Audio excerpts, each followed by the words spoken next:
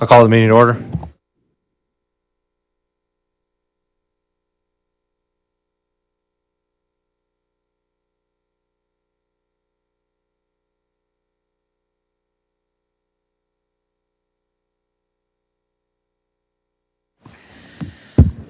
The meeting has been posted according to open meeting laws. Roll call. President Johnson. Here. Trustee Alexander. Here. Trustee Holm. Here. Trustee Renucci. Here. Trustee Smalley. Here. Trustee Wisniewski. Here. Thank you. All right, we will start with citizen participation per Village Resolution 2017-01. Anyone wishing to address the village board during citizen participation will be allowed 5 minutes. Your subject must specifically relate to matters under the jurisdiction of the village board, whether on the agenda or not. The village board should not engage in a discussion regarding comments because it was not part of the publicly noticed agenda. Upon conclusion of the citizen participation segment, members of the audience are not allowed further comment unless they're participating in a public hearing or specifically allowed by a majority vote of the village board due to an involvement in an agenda item. That said, anybody going once? Going twice? All right, we will close citizen participation and move on to the very exciting 2024 budget. So we'll start with so Eileen's got updates since last budget review. She's got her usual wonderful presentation. And then we will open the public hearing on the budget. Were there any questions? I'm not going to review those updates since the last budget review, but did anybody have questions on any of those updates? Okay, with that, I will begin the presentation. I know everybody's anxiously awaiting this. It's well done. Always well done. So the presentation's intended to be a summary of a very detailed budget document. All the documents are in the packet if somebody wants to refer to the full details of the budget. Tonight marks the end of an 8-month process. We began our budget process in March, and we usually begin it with capital projects and just have those discussions at a board level. If the budget is approved tonight, then our financial management plan will be finalized. The reason our budget process is so long is that each year we go through financial management planning in conjunction with the budget. So if it is approved tonight, Eldridge will finalize that document and we will distribute that. Excuse me for a moment. For anybody that's new to this process, the village utilizes fund accounting, which it places an emphasis on accountability rather than profitability. So that's much different than for-profit businesses. It's a system of funds that are self-balancing, and those funds are segregated for specific purposes. In the village's budget, we have 14 funds. If you want the details of what each fund's purpose is, you can refer to the document that's in the packet. We do have noted there are specific funds within our budget that do not receive tax levy support. Those are the Emergency Services District Fund. That fund is specifically for tracking expenses and offsetting revenues for the benefit and payroll administration we provide for the Joint Fire District. Our actual levy for our support to the Joint Fire District occurs in the General Fund and Capital Fund. Public hearing on 2024 budget. The Community Development Block Grant Fund, Intergovernmental Revenues, and the Water and Sewer Utilities also do not receive any tax levy support. In this presentation, there's a heavy emphasis on the capital and general funds because they receive a significant amount of our levy, and the general fund being the top levy fund. The majority of municipal services that are associated with local government are provided from your general fund. Those include things such as snow plowing, parks, law enforcement, general administration, elections, so those common services that we think of. The general fund revenue is heavy on tax levy. Of the total tax levy, the general fund is receiving 59.3%. If we don't include the TID district in that levy, it's actually 67.5%. Overall, the revenues for 2024 went up 5.94% in the general fund, with the tax levy being a 3.17% increase. The two largest increases were intergovernmental revenues, and that is related to Assembly Bill 245, which we'll cover in the next slide, as well as miscellaneous revenues, and that's attributed to our interest income earnings. We tend to budget conservatively for interest income because, as we all know, that can fluctuate, but we did feel we needed to increase that. Licenses and permits decreased due to projections and lower building permit numbers. Fines, forfeitures, and penalties is reflective of a downward trend in court penalties that we're seeing. And then public charges for services decreased because the main source of that is the revenue we receive for the security resource officer in the school district. So that's just reflective of a less senior officer being assigned to that position now. So therefore, those wages and benefit costs are less, and the reimbursement that we receive from the school district will be lower.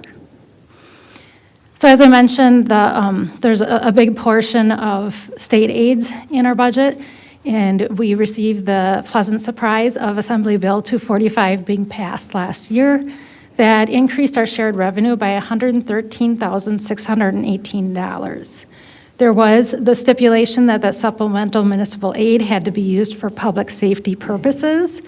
Public safety purposes were allowed to be anything under the category of courts, public works, law enforcement, or fire rescue.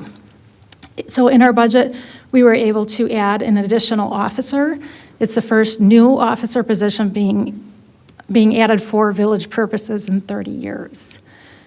General transportation aids also increased by $35,454. So in that chart, you can see the blue is the shared revenue, which increased drastically, and then the general transportation's in red. So the general fund expenses also increased 5.94%, same as revenues because we have a balanced budget. The highest percentage increase at 15.85% was for recreation and education. That's primarily due to increased costs in parks, as well as the Booth Lake Memorial Park support increased by $10,000. So that was about half of that increase. If we look at the bars, the green reflects law enforcement. The red is general government, or I shouldn't say law enforcement, the green is public safety, not specifically law enforcement. So public safety, there's a breakdown in a future slide of what that's comprised. Red is general government, and blue is public works. The largest increase has been public safety. Since 2020, it's increased just over $409,000. Law enforcement is around $260,000 of that increase. However, we must keep in mind, in 2024, we added that new officer, and that was budgeted at $113,815. Fire rescue increased $135,406 since 2020. So in that prior slide, that red component, general government, that is made up of the purple piece on this chart is general administration. So that's reflective of the administration staff wages and benefits, as well as our operating costs, supplies and various other publications and things like that. Village Hall is the next largest component of the general government costs. And a significant portion of that is actually data processing costs, which have been increasing consistently due to subscription services and trends in cybersecurity and things like that. The public safety portion of the budget, as you can see, our police department is the largest portion of that cost, followed by ambulance and EMS, fire protection, and building inspection services. Capital projects is the second largest levy, excluding the TID. That levy did decrease $100,000 in 2023. We used a portion of our allowed levy towards debt payments. So I just want to pause and explain levy limits a little bit. I'm getting a little ahead of myself, but we are limited to the amount we can levy, but outside of that limit, we can levy for debt. So we take what's called an adjustment to make our debt payments. We took a smaller adjustment this year and used a portion of our allowed levy. We won't lose that levy for future years, but it did allow us to soften the tax rate increase this year, being cognizant of inflationary pressures both for the village and for our taxpayers. We will need to gradually increase that levy so we do not erode our reserves. In 2024, this is a summary of our significant projects. One of the projects is School Street. It does involve capital, which is repaving, curb, gutter, storm sewer, sidewalks, but it also involves water and sewer. And the water and sewer funds pay for those portions of the project. The former impoundment redevelopment is a $200,000 project, which is coming from capital reserves. Paving of Mill Pond Park is a $85,000 project. We budgeted that from the American Rescue Plan Act funds, or otherwise referred to as ARPA. The salt storage shed is $75,000 coming from capital reserves. Warning sirens, we need to replace the Thomas Drive warning siren and perform maintenance on the others. That was $50,000 from the capital tax levy. And then we also have $40,000 plus prior set-asides for the radio replacements for the county system upgrade. Of course, there's many other projects that are contained within that capital budget, so please refer to the document for a list of all the projects. In 2024 and 2025, we also budgeted for a significant project with grant assistance. We were notified that we received not one, but two different grants for the extension of the Highway 120 multi-use trail, which will run from the Brookstone subdivision to Honey Creek Road, and actually does go down a portion of Honey Creek Road to the business park. The budget document assumes we are using the Transportation Alternatives Program, or TAP grant award, but we may apply the stewardship grant. I think our engineer is going to be talking further with the village board about that.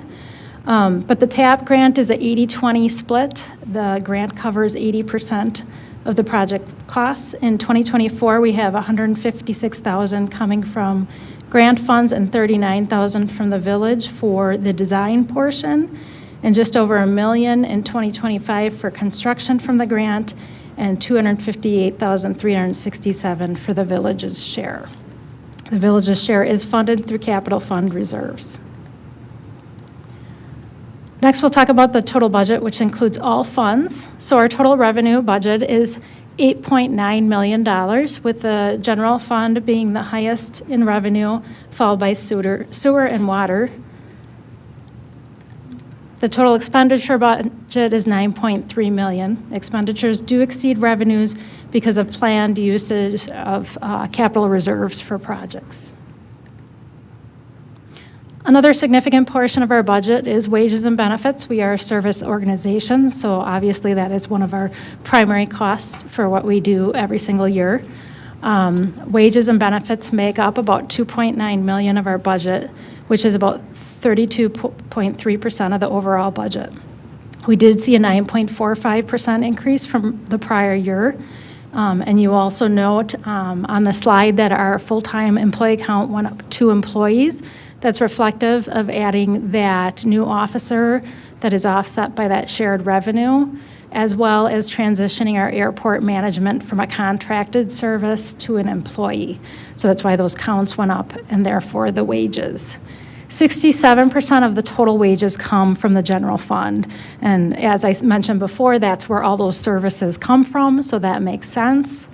And then there's just some explanations here for prior changes in employee counts. In 2017, our full-time count went up 1 because we shifted a part-time position in the administration office, which is the utility billing clerk, to a full-time position. And then in 2019, you'll notice another 1 employee account increase, and that was due to the school resource officer transitioning from 16 hours a week to 40 hours a week. So we had to add another officer to our staff to be able to support the school's desire to have a full-time officer. Fluctuations in part-time staff a lot of times are related to transitions from employees versus contracted services, or some of those part-time staff members that we've went back and forth from contracted to in-house. So the total tax levy is what we use to, obviously, as our revenue source, and that's what's used to calculate tax bills. The first step of the process when we're talking about our tax levy is determining what we're allowed to levy. We operate under state levy limit laws, and they are tied directly to the new construction that occurs in the village each year. So if we get no new construction, we have no tax levy increase for the year. In 2023, we saw a significant increase. We had net new construction of $22 million, which was 4.6% increase. And as you can see, compared to Walworth County in the state of Wisconsin, that's significantly higher at 1.52% and 1.74%. So this next graph, I wanted to try to communicate what the levy limit laws mean to the village. And in 2006, the levy limit laws were enacted, and there was a floor that was established between 2% and 3.86%. And it was a formula that I think might have been tied to some sort of price index. So the only time under that law that net new construction was used was if your net new construction exceeded that floor. So in this graph, that gray bar indicates what that floor would have been under the 2006 law. So this is the only year since 2012 we would have exceeded that floor. Now, in 2011, the law was changed and it was directly tied to net new construction. There is no floor, so no new construction means no levy increase. And as you can see, we had that happen in 2014. The highest year, of course, is 2024. We have an increase that allows us to increase the levy by $107,000. The next highest year was 2017 at $32,000. You can see there's a couple years in the $20,000 range. Just keep these numbers in mind as we get to, or as we think of, I should say, the wages that I talked about. Wages and benefits are $2.9 million. A 1% increase is $29,000. So we have years that we don't have enough of a levy increase to support those wages and benefit increases. So what the state legislator has done is they have passed that Assembly Bill 245 in order to start to assist municipalities. But I'm not advocating for increasing property taxes. I understand what the levy limit law intent was, but I think it's just, this is a good indicator that we still need to be cognizant of the constraints that we're operating under, and that the state hopefully continues to work with municipalities on some of the challenges that we're facing. This is why a lot of local governments are going to referendum, why people are seeing a lot of fire district and law enforcement referendums.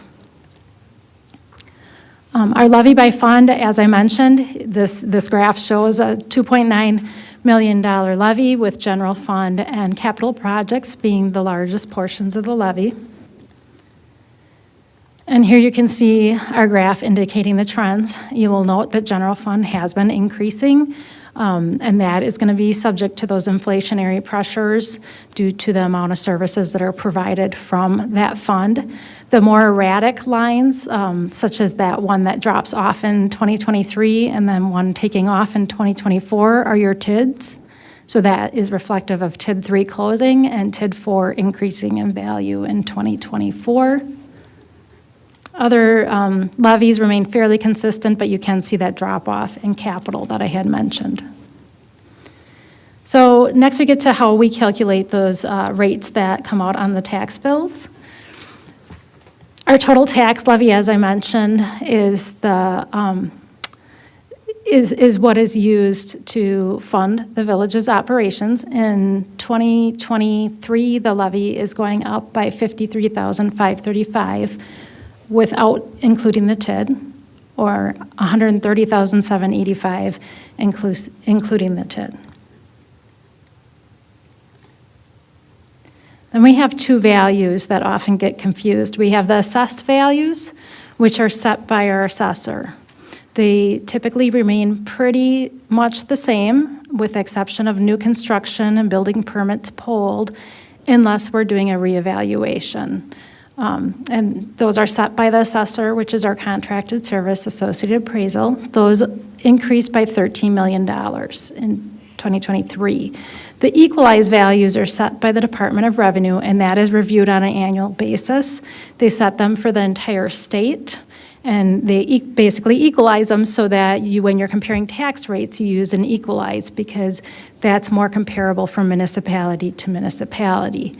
In 2023, that increased $112 million. So that's a large difference, almost $100 million difference in your assessed value increase versus your equalized. And that's really just indicative of what the market's doing. Then to calculate that mill rate, we take the tax levy divided by the assessed value. That's the mill rate that goes on the tax bills. Or the tax levy divided by the equalized value will give you that equalized rate, which is the rate that is used to compare to other municipalities. Our mill rate increase is 0.11. My memo said 0.10. It's actually 0.105. So it's a rounding issue. So if anybody noticed that discrepancy, that's what that was related to. And then the equalized mill rate actually decreased by 79 cents because that sharp increase in the equalized value. Here you can see the mill rate on assessed values and those trends. 2021 was our reevaluation.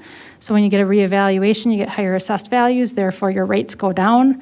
In 2022 is the TIG closure. So you can see those sharp drops, and now it's going up slightly. As I talked about the relationship between the assessed value and equalized value, this slide, I think, helps picture, helps depict, I should say, that relationship. So when an assessed value is redone, when we have a reevaluation or a market update, the goal is to get as close to equalized value as possible. So if you meet the 100% mark, we actually intersect. So you can see that in 2016 and 2021, we were just over 100%. So it's only been 2 years since that reevaluation, and that gap indicates we're only at 75% of the equalized value. So that's how quickly things have changed. I never expected us to have to do a reevaluation so rapidly. We are planning to do one in 2025. The average assessed value is $230,000. And on the average assessed value, we estimate the village portion of the tax bill is $1,396. That village portion is 31.58%. East Trace schools are 47% of the tax bill, Walworth County 17.3%, and Gateway is 4.1%. Our debt, this graph indicates what our debt payments are for each year, and you will see a sharp drop off in 2028, and that is in the sewer fund. That is due to the payoff of the clean water loan that was issued for the wastewater treatment plant.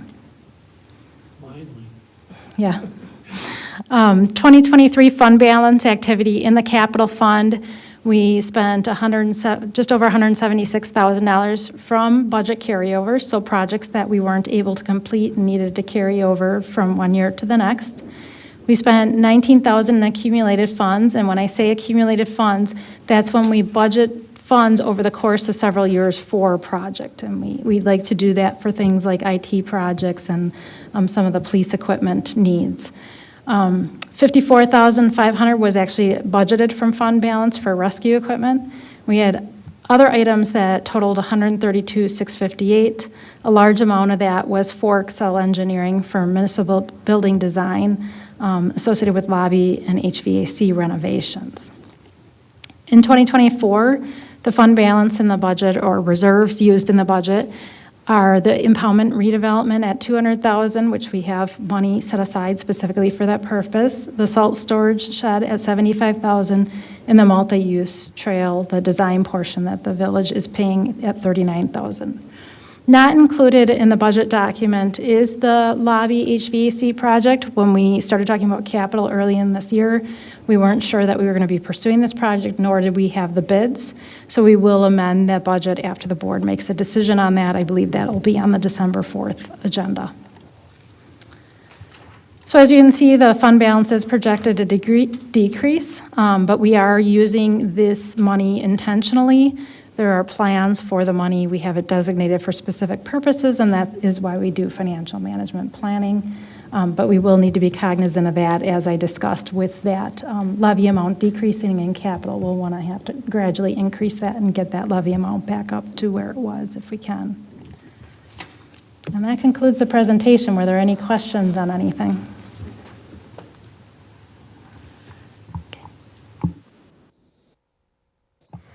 I guess before we open the public hearing, when you talk about it's an 8-month-long process, I really appreciate all the time that all the department heads and staff put into this. We wouldn't be able to have this level of detail if you didn't do that, and we wouldn't be able to make the decisions that we're making without that level of detail. So thank you for all of that work. I know sitting in multiple, and for the board too, we sit in a lot of capital planning meetings throughout the year. So I think this is really important and shows all to our constituents all the hard work that we're putting into this. And to be able to capitalize on the extra new revenue from the state. All right, with that said, unless there's other questions for Eileen, I will open the public hearing.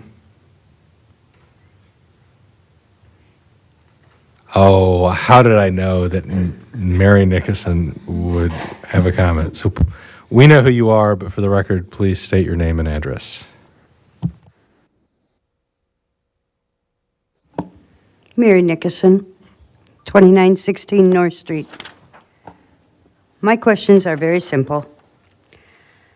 I was reading your memo to the board, and my first question was, we did not utilize abated debt. So what does that mean in regards to our budget process? Sure. So when we went through financial management planning, one of the discussions was, at the time, Ellers was anticipating a tax rate drop. And we can use abated debt, any general obligation debt that the village issues. So a general obligation debt can be issued for other purposes, for the water system and things, and we can take an adjustment. So to keep the tax rate steady, we talked about using abated debt to help the capital projects fund. But the opposite happened because of the sharp increase in equalized value that we weren't prepared for. We never took advantage of that, and nor has the village ever done it previously. Does that make sense? Or answer your question, I guess. Well, first, I'm just trying to define abated debt. My definition in this head is that abated debt is for properties that we've taken on and we're not charging any taxes for? No.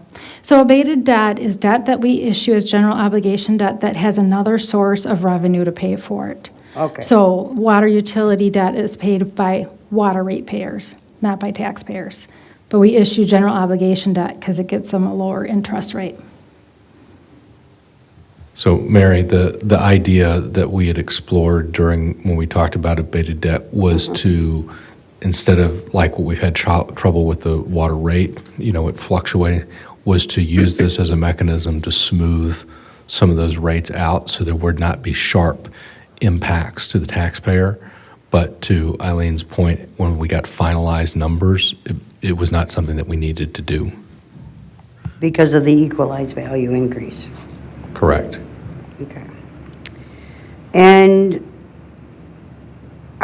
do we have a statement of condition as far as the village is concerned to review? Like the audit report? Yeah. Yeah, we do. So I can come in and talk to Lori and ask for a copy of that? Yep. Okay. The other thing... Real quick, Mary, I just add, the audit report, the only one we have is for 2022. And that's we usually get that sometime in April or May. So we'll get in April or May the 2023 audit report. So when were we audited? We were audited earlier this year for 2022. 2023 is not done yet. So once they're done, then they will do their audit. We have a calendar year, fiscal year, so our audit doesn't even begin until February. Okay. I didn't know that fiscal year thing. I thought it was just like the calendar year, but it's not. No, they're the same. But your audit year starts in February, your year ends No. ends January 31? No, they start our audit process in February. Oh, Like, the auditors start the process. We're giving them information already, even information that we can now, but they come in and do the audit in February. So it's usually not finalized till April. okay. So yes, you can have the 2022 audit reports available, but there's nothing for 2023. Okay. I just want to look Yet. at it and compare it to what our numbers are in this budget. I'm sure it's going to be, well, what you put on there, the detail that you put on there, right? So what you would see in in the audit for 2022, you would see the 2022 budget. So the numbers that are reflected here from 2022 should be there. But you're not going to see anything about 2023 or 2024. Because they haven't been submitted yet. Correct. Got it. Okay. And is the Village of East Troy under home rule powers? Where the state gives the village the authority to make decisions within, I kind of read it as being like a tit or tiff, but, We can research and follow up with you on that. well, it's a state transfer of powers, ability to issue debt for infrastructure and economic development. Keywords here, economic development. So I was wondering if we had home rule powers, but we don't know nothing about that. Okay. I suspect I have an answer for you. I'm not confident enough in my answer to give it to you right now. Well, I looked it up on Google. You want to see? I can Google. And you know Let I me printed Google it out. Yeah. I'm very good at that. I do want to go back, though, to just, you kind of implied with a question of, I guess, measurement of the village. We did get an update on our credit rating this year. Is that right, Eileen? And our credit rating improved for the year. So that's issued by Moody's. And is our credit rating higher than other municipalities within Walworth County, or don't we know that? I'd have to go back and look at Eller's presentation. I mean, of I that. think we're very careful about We our are. debt. I don't have any problems with, Yeah. I think from, and you know. except Jason, I have a problem with him. But other than that, I'm good. Wow. Setting that comment aside, and you know from talking or being at our board meetings and whatnot, and I'll say this to anybody listening, is that, the board has kind of a self-imposed policy of we don't want to exceed 50% of our allowable debt. And that allowable debt portion is also driven by equalized value. So, but we have the benefit of a lot of our, and I think Eller's talked about this in one of their last presentations, we have a big benefit of a lot of our debt that's on the books now is low-interest debt. Now, unfortunately, we have to take out some more here, as you saw in the future plans. That'll be higher interest, but our overall cost of capital is pretty low. So, the board takes a lot of, close look at that. Well, I think any logical board would have to do that because the constituents also have to deal with higher interest rates, and the businesses are dealing with 5% hikes in the last year. So that's a huge amount of money for anybody to absorb.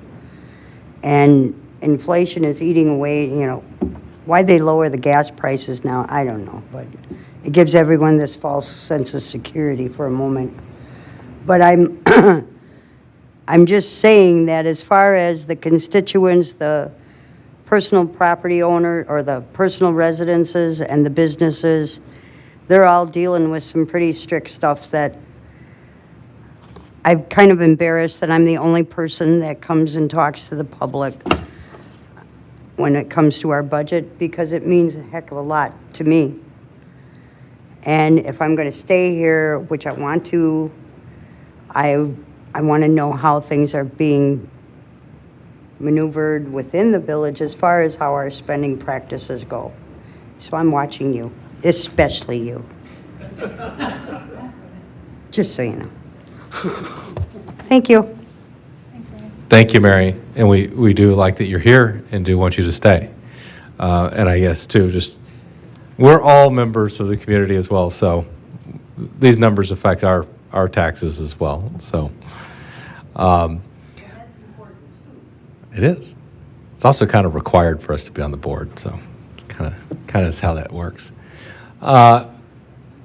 Again, I would like, can you go back just for the public here? I want to go back to your slide of the state aid for just 1 second. I really want to emphasize this for the recording.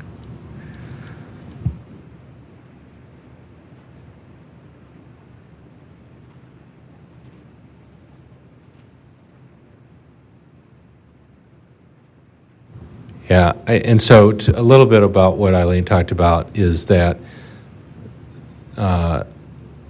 AB 245 is an attempt to to address that dropping trend that you see there in that blue line and tie it also to inflation a bit. So, and it's kind of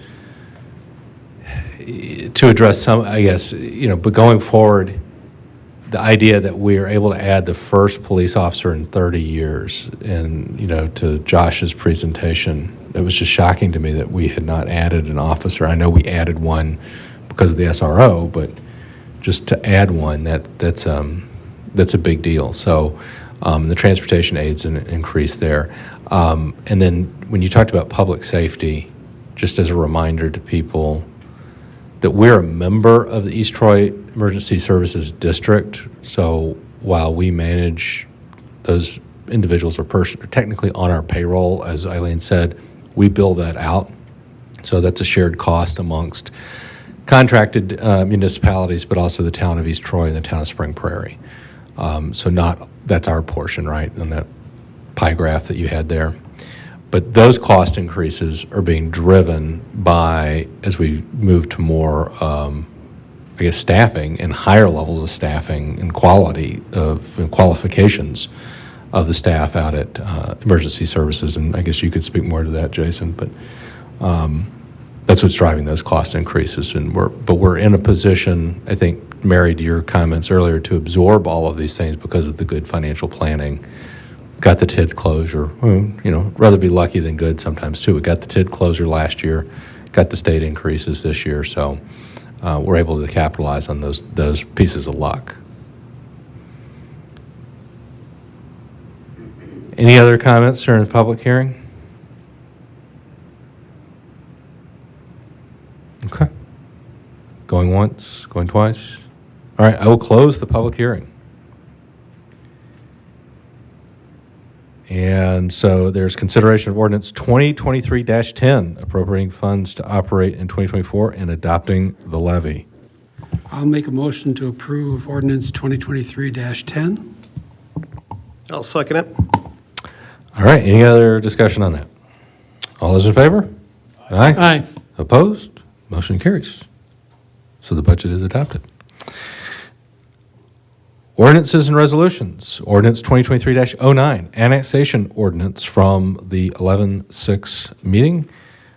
Eileen, you want to give us a brief reminder here?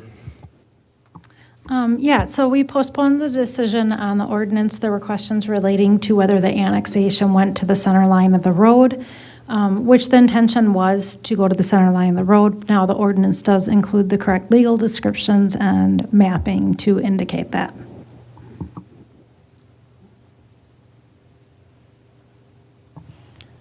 In that case, I'll move to approve ordinance 2023-09. And I'll second that. Any discussion or questions? All those in favor? Aye. Aye. Opposed? Motion carries. All right.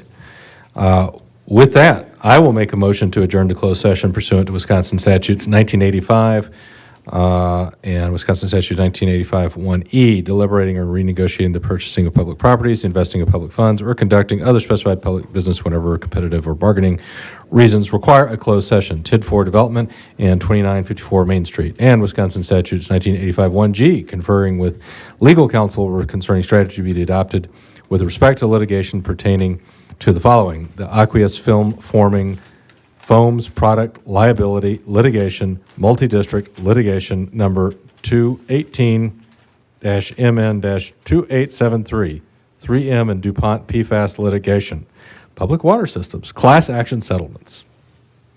I'll second it. All right, roll call, please. President Johnson. Yes. Trustee Alexander. Yes. Trustee Holm. Yes. Trustee she's not here. Trustee Renucci. Yes. Trustee Smalley. Yes. And Trustee Wisniewski. Yes. Thank you.